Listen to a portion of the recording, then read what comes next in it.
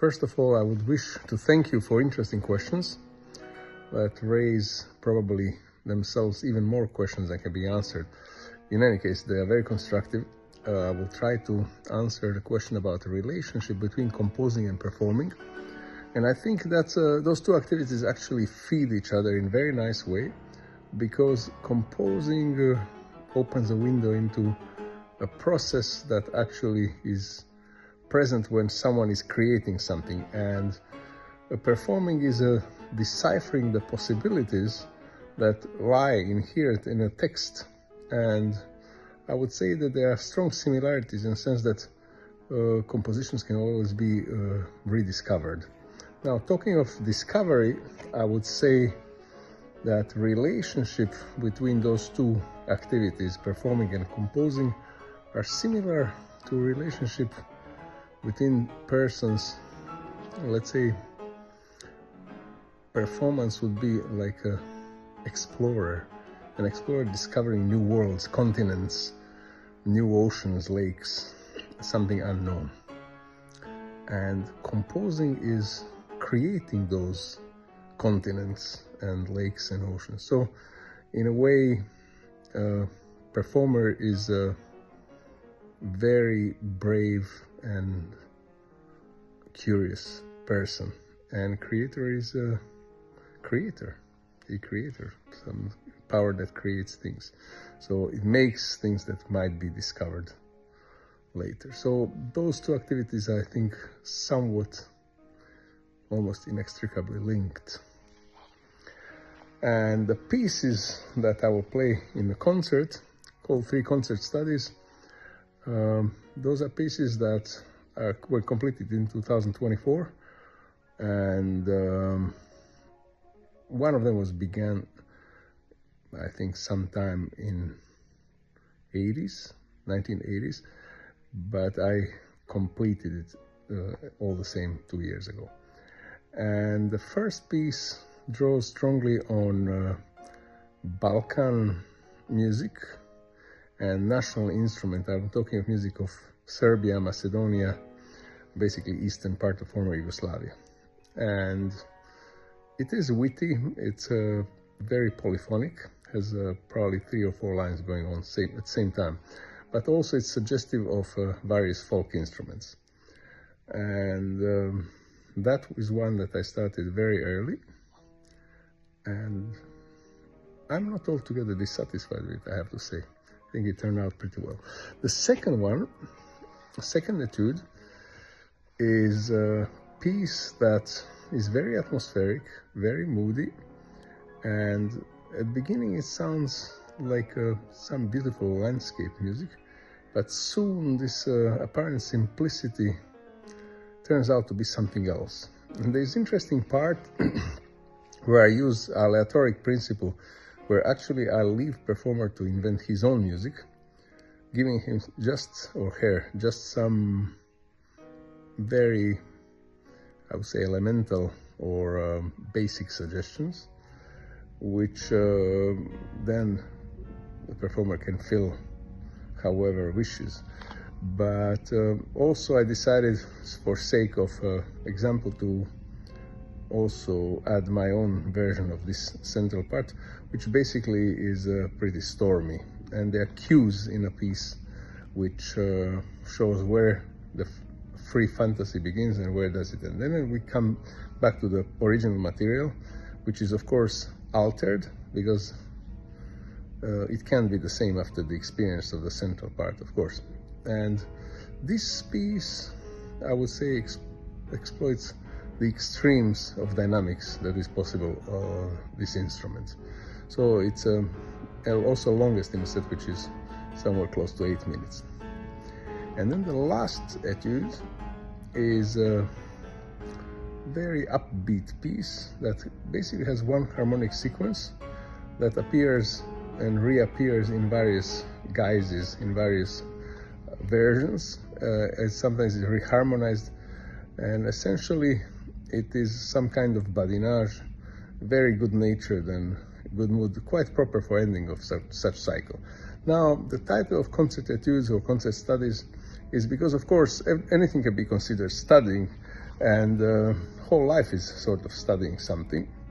But I think concert studies are some compositions which would, on one hand, display a formula which is inherent in some kind of study. It is practicing certain kind of figuration or problem that happens on the instrument. But it differs from instructive studies, purely instructive studies, because the artistic element is a little bit more pronounced.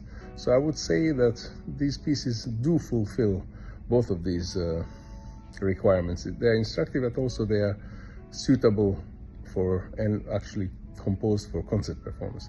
So in evenings programs where I actually perform my own pieces the whole evening, these are some of the most successful with the audience, and that's the reason why I gave them advantage over some other choices I had in this case. So I hope you're going to enjoy them fully.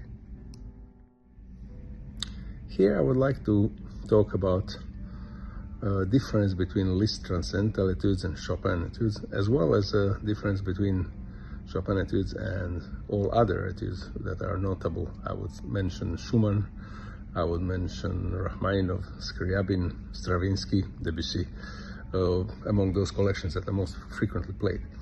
So it will sound a little bit extreme, but it is my firm opinion that in the genre of etudes, Chopin etudes are the best.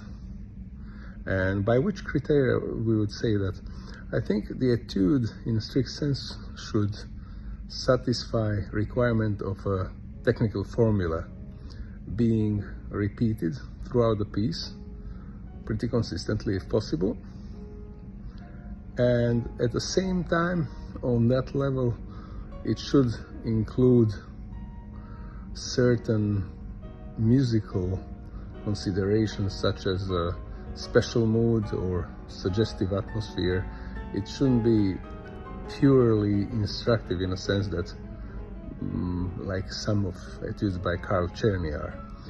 And I think in this sense Chopin etudes fulfill this purpose the best, because almost all of them, they treat only one problem, main problem in the piece, and yet they work on many other levels, because once the problem is solved, there still remains significant issue of balance between parts.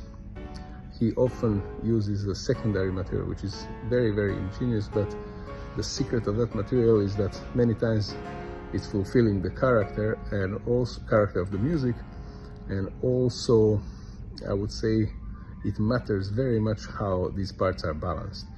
And then transcending those considerations is purely artistic expression, because we have to keep in mind that no matter what these pieces are called, the music remains music, and it matters very much how it is played.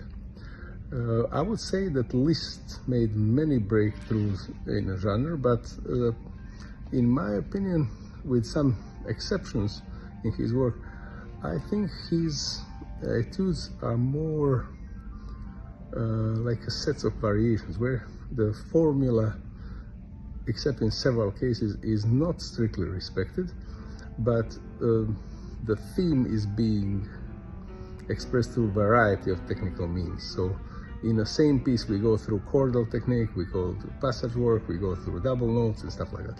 And so they do display ingenuity in different way. We could say maybe they're more comprehensive, but as a pure etudes, I think Chopin etudes carry the flag. I think they are in that sense most consistent. And what I said about difference between Liszt and Chopin, I believe this is the case with most of other composers. I'm not saying that this judgment would be concerning any artistic value of it. I'm only talking about my particular opinion about the genre. And certainly there are other composers who carry this formula thing pretty consistently. I have to mention Scriabin, who of course, modeled his etudes somewhat on Chopin, not only etudes but other pieces, and later grew out of it. And I would like to say that Rachmaninoff too has some of pieces that use consistently same technique.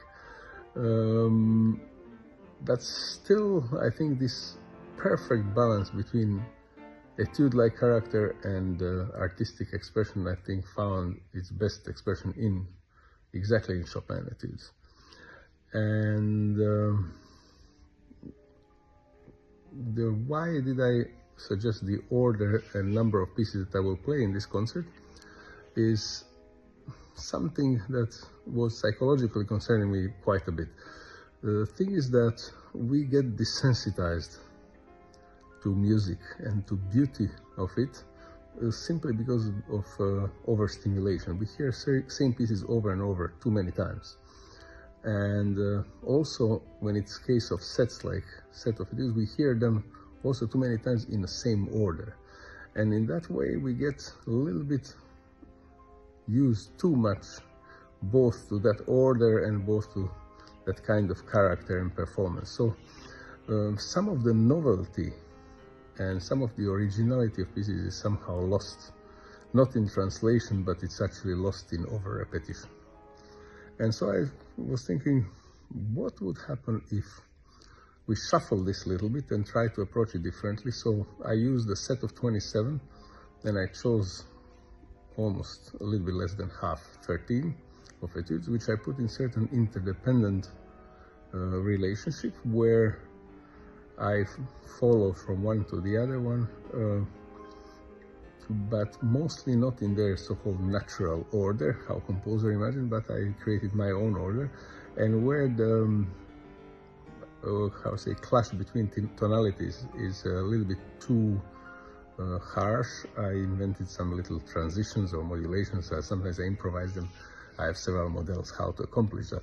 So basically I use these etudes as a building block, as a special material which I rearranged into a suite of my own. And of course, because we have a rather large number, such combinations are potentially very, very numerous. And I think everyone can do bigger or smaller number and do them in their own order. In this way, we break this conditioning that when I hear, for example, number 1, I know number 2 immediately follows, and I already hear in my inner ear number 3. And this conditioning, I think, is very comfortable, and it's comforting knowing that we know what comes, but also some kind of charm and surprise is lost. And since in music changes of this kind never touch the original, unlike like when some maniac breaks Pietà of Michelangelo with a hammer, you know, and the original is damaged. In this case, what composer wrote is intact, and it's just application of a principle that he himself used, because we know when Chopin played his preludes that he chose just some of them, and we don't have recorded history of him ever playing them all or in order. And same works for his etudes. So we are just following actually a very old tradition of arranging pieces for a concert in a certain personal way. So that was my goal in this set. This set I played many times and with some changes, and was generally always very, very well received and understood. And my goal of rediscovering new beauties in old pieces has been achieved many times. So I hope the audience will enjoy it this time as well and find some aspects of the pieces that they haven't known before. Very good question about balancing personal freedom with respect for composer's intentions. This is a very serious issue that cannot be answered single-handedly, but I would say that primary purpose of performance is to bring out the beauty as composer has imagined it. Now, since this beauty is in the eye of the beholder, and we don't have recordings in this case of Chopin, we do have a lot of reports about how he played and how he taught and things like this, we can get a fairly good idea based on score and based on these reports and based on nature of music itself and some innate feeling, what kind of music the composer writes. But still, there is a huge amount of variation in understanding those reports and those interpretations of a score. And I think, I don't know if artist needs to strive after originality, you know. I think originality is something that human beings have innate, like they are born with it, and everyone is a little bit different. And although we have most of things in common, there are still differences that are big enough in order for us to be perceived as original in a certain sense. So I don't really support originality for originality's sake. I believe that penetrating the vision of composer and interpreting how it mirrors itself in our souls is enough, provided this is well done. And I think that's a phantom that was chased by composers themselves. It's very well known that Chopin was very seldom satisfied with his own playing of his own pieces, and he told his students, you think I'm happy when I play my own pieces? That happens a couple of times a year, all the rest is work. So I believe that it's hard to assert a fixed interpretation that would be definitive. I always laugh when I hear about definitive performance or anything like that, because I don't think such thing can exist.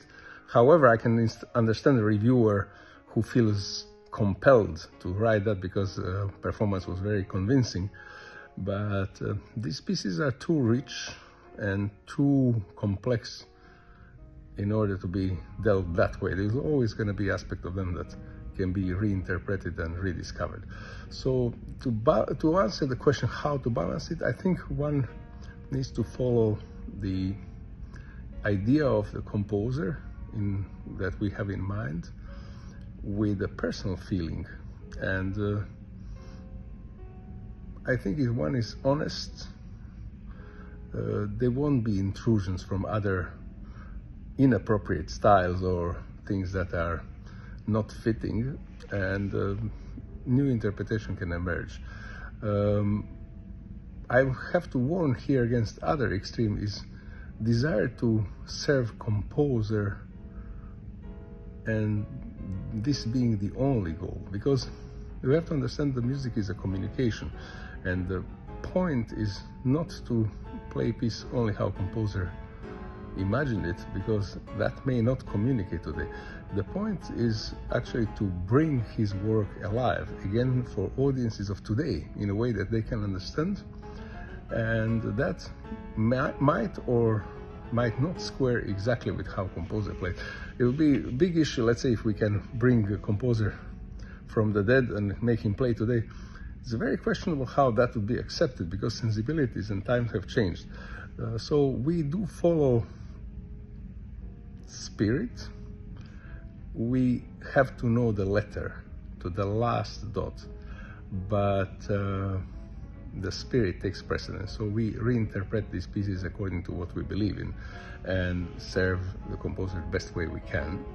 But the point is also to serve the music itself and the audience. So I think to find this balance, everyone answers for himself, and you know, that's why we have different results, and we can hear many different artists being convincing in one or the other way, and that's the beauty of this profession. What do I hope the audience will take away from my recital, or how they say take home, is first of all, I hope that audience enjoys music and will understand the greatness of the works we inherited. And myself, I have a relatively modest standard when it comes to going to concert. When I go to concert myself and I invest in ticket and parking spot and find time and everything, I hope that I will hear at least one phrase in one piece that I'll remember for a long time, if not forever.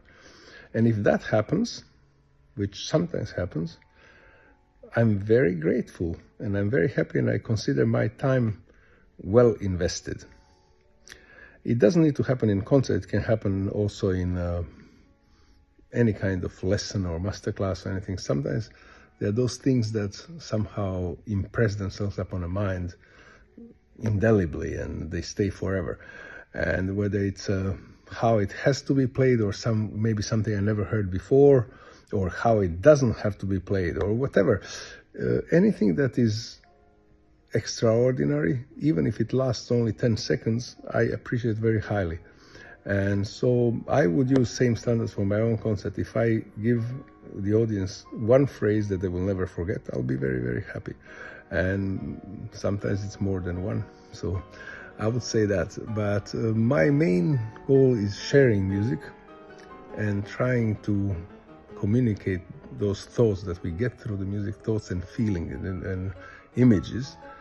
And this brings us closer together, and we can partake in this miracle of creation, because what we inherited and what's still happening is a real miracle. It's the works of our composers are real miracles that continue to inspire generations. It's actually fascinating to think of that. Let's say if we talk of Chopin, he probably never imagined how much his music is going to be loved and adored in all continents, in Asia, in South America, in Americas. You know, it's the cultural and personal impact is unbelievable. So I think goes beyond dreams. And so we communicate this beauty, and this connects us, and we feel more close to each other. I'm talking of humans in general. That's one of the purposes of art.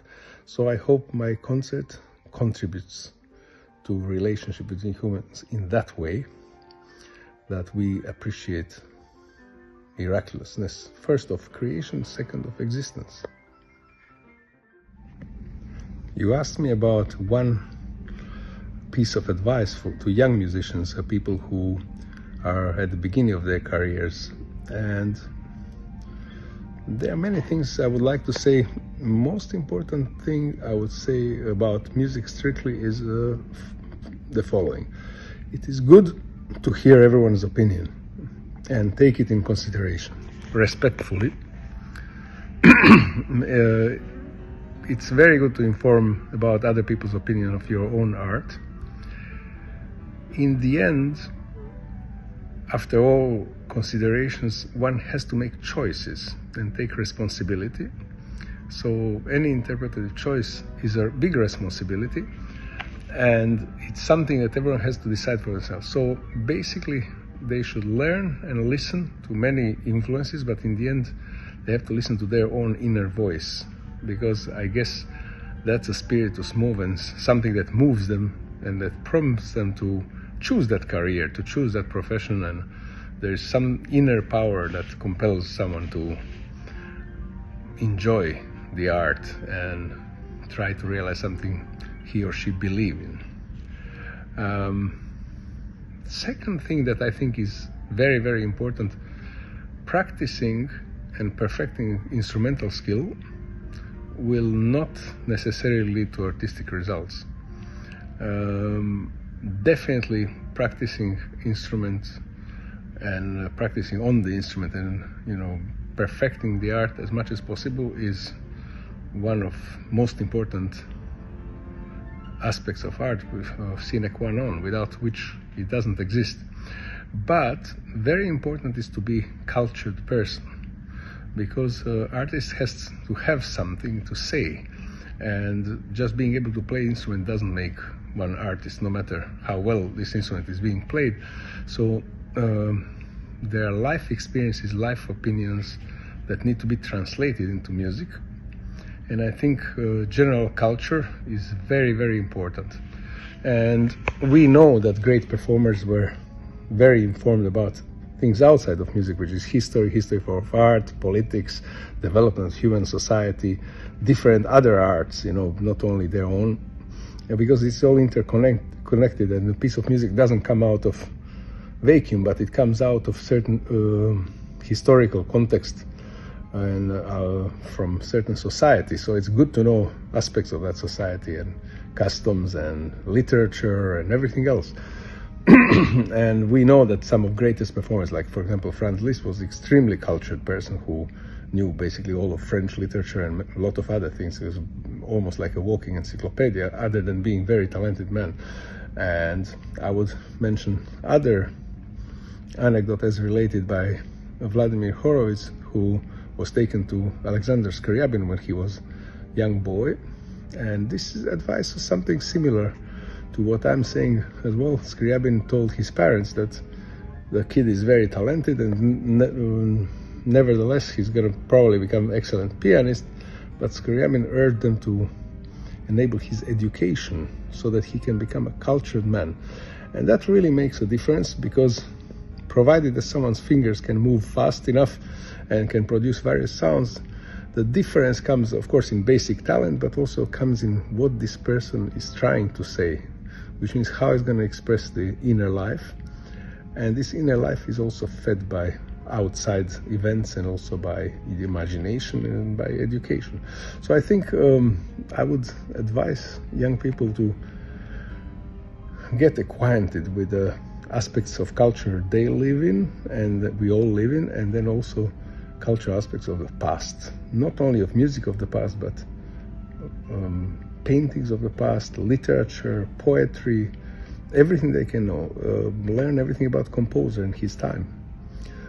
This doesn't obligate us to try to reincarnate that, but being informed gives way more complete picture and enables us to make better decisions.